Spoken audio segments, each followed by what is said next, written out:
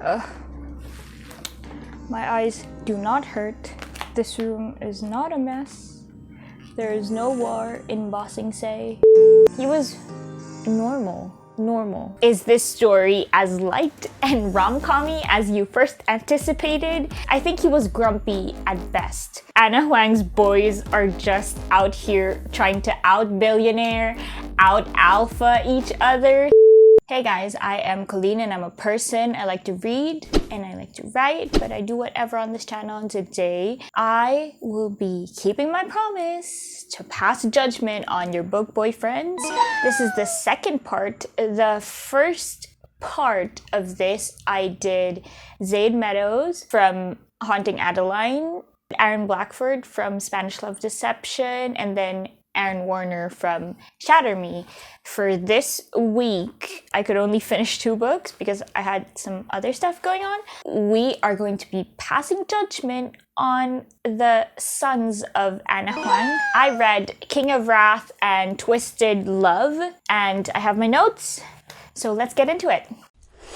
I read King of Wrath first. This is Dante Russo and Vivian Chen.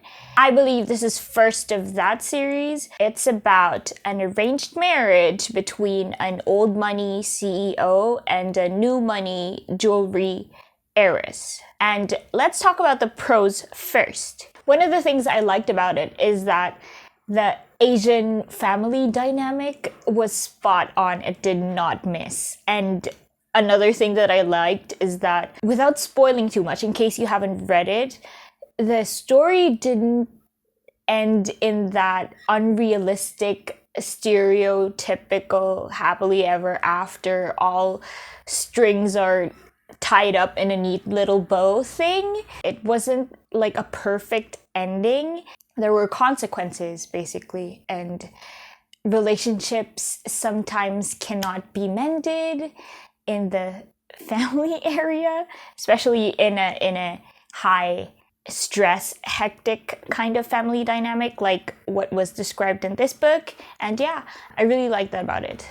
As a book boyfriend, Dante Russo, he's Italian, he's surprisingly well balanced for a guy who went through what he went through upbringing wise, and yeah, surprisingly devoid of trauma. He was normal.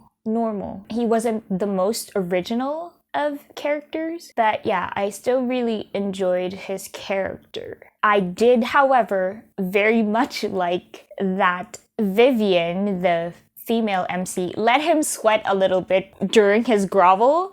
Every one of these romance books almost always has a toward the end grovel on the male MC's part. And you know this, I particularly hate when the grovel lasts about like 2 seconds, but that wasn't the case here. Vivian really let him sweat, which is, I guess, connected to what I said previously, which is it's a bit more realistic. It's not that floaty, happily ever after scenario.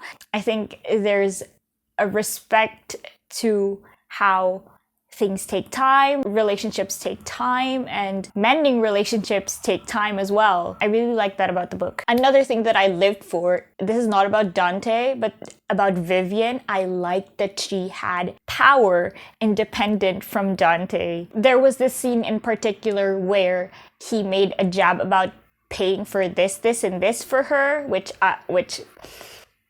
why would you do that? And then she just went ahead and wrote him a check for that expense, and I lived for it. I was like, yes, sis, this is how you shut them up.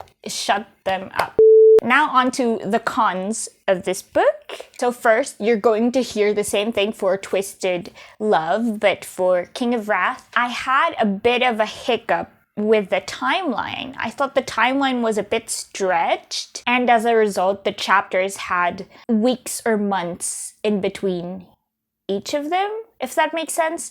I mean, it wasn't like a big deal breaker, but it bugged me that the flow of the chapters, they were pretty distant from each other, almost like they were independent from each other because of how much time passes between them, and then at the beginning of each chapter there's like a very quick rundown of a few days after this and this happened, we did this, and then a week after that we did that. It was a bit grocery list-ish to lay it out like that. It causes a bit of a gloss over of events, if that makes sense, and yeah, it just bugged me a little bit. While both the mains are very likable, I didn't find them particularly unique. As in, there was nothing really about them that made them memorable to me or made them stand out to me. There was no particular trait that I was like, this is him, this is Dante, this is who he is. That made things a bit lackluster story-wise. Next thing that I had a bit of an issue with is the title, okay? If Dante is supposed to be the King of Wrath, I don't think it would match. I think he was grumpy at best. And even the decisions he made, the thought process that he had, I don't think he was that bad, at least not enough to the extent where you could consider him as the be-all, end-all of anger. And yeah, it was a bit of a mismatch. I thought Dante was pretty mild for that kind of title. As I said, the story is normal on all fronts. It's a collection of moments that didn't always make sense continuity-wise, I feel like. Overall, I think King of Wrath is still a very enjoyable read. I would suggest reading this book if you're coming off of a reading slump, because it's interesting and enjoyable. The characters are likable, but it's not too out there or controversial, or didn't make any outrageous waves, if that makes sense. It's not particularly turbulent, and I feel like a chill read would be best after like a reading slump. So yeah, that's my recommendation. Next one is Twisted Love by Anna Huang again, and this is Alex Volkov. And I made a mistake.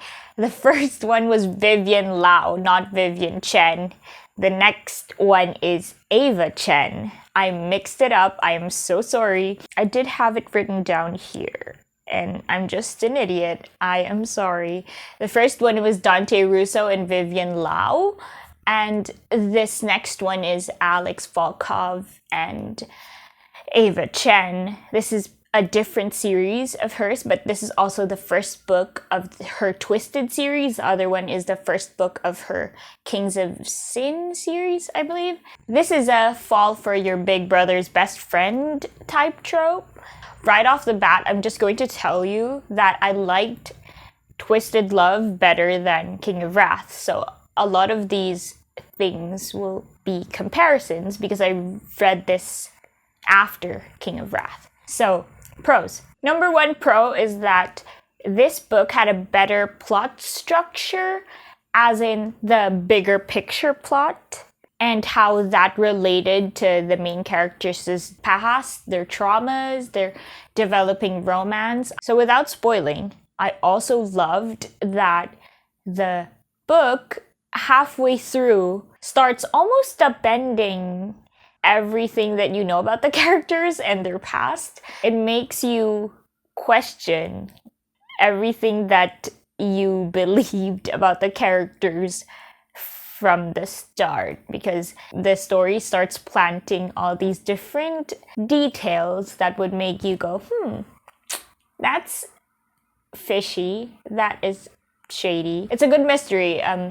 I thought that the subtle hints were very subtle and effective in making you wonder what is true, what is going on, what is actually happening with all these people, and are they as innocent as they claim to be, or are they as morally upright as they seemed in the beginning? Is this story as light and rom-com-y as you first anticipated, and all that stuff? This series, I believe, has more of a kick to it than the other one.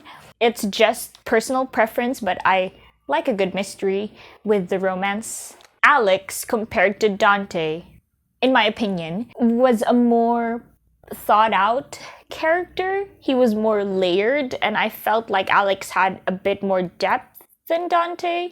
He seemed more colorful, and his dialogue also read more naturally than Dante's, for me at least. This book is not your typical big brother's best friend trope, and I really like that about it. It's one of the pros for this book. I don't know if this is a staple for Ana Huang, but again, like King of Wrath, I like that the book didn't end with like a neat little bow. It didn't end too perfectly, if that makes sense. Some things followed their natural consequence. For example, Alex was not easily forgiven by all parties involved and all the parties that he wronged. He was not easily forgiven like most books go, where the grovel is, as I said, like 2 seconds. It was not the case here again, and I like that about it. Twisted Love, compared to King of Wrath, is just better, I think, in my opinion. The banter was better, the plot was better laid out, the mystery nuggets, the hints were more well executed. Room for improvement about this book. The same thing with King of Wrath. The flow from chapter to chapter is a bit jumpy because, again, the timeline is a bit stretched. It covers a long period of time, so there's a big interval between each chapter, if that makes sense, and that bothers me. It's a pet peeve of mine. This might not bother you, but it does me, so I'm just going to say it anyway. Chemistry-wise, Ava and Alex, I believed each stage of their romance once they got there, but the transitions were a bit sloppy. It seemed a bit unnatural how they progressed from acquaintances or semi-acquaintances to lovers. But yeah, once they were in and settled and they're in a relationship or they're friends, or I believed the banter, the chemistry. But yeah, the transitions I had an issue with. It was a bit rocky. I am aware that Kings of Sin and Twisted, they're both series and will probably be in the same vein plot-wise or like premise-wise, and there will be similarities. But I just found it super funny that Ana Huang's boys are just out here trying to out-billionaire, out-alpha each other through increasingly worrying behavior. And yeah, it was funny to me. It's not actually a negative thing, it was funny. Everyone's trying to outman the other, out-alpha the other, and out-billionaire the other. And everyone's a genius, everyone's macho male. Last thing that I had an issue with, but probably one of the bigger issues, this is going to be a bit of a spoiler, but Alex, he's an intelligent, calculating genius, right? Given these characteristics, I found it hard to believe how Uncle Creepy got past him all these years. Yeah, it just seems like the kind of thing that Alex wouldn't miss given these characteristics that are established about him. He's supposed to be a genius, right? So how did all these things just get past him all these years?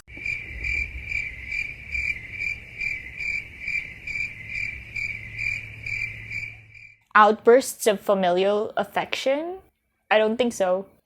So overall, I liked Twisted Love better than King of Wrath. It was better concept-wise, but execution could still use a little finesse for me personally, for both series. But yeah, I liked Twisted Love better. And I am thinking of reading the rest of the Twisted series because they are all highly recommended book boyfriends. I think they're even being recommended as a group. It got me curious. I hope you guys enjoyed this video, and I hope that this encouraged you to get into reading or check out more romance books or just books in general. Like, comment, subscribe if you want to, and I will see you guys next time.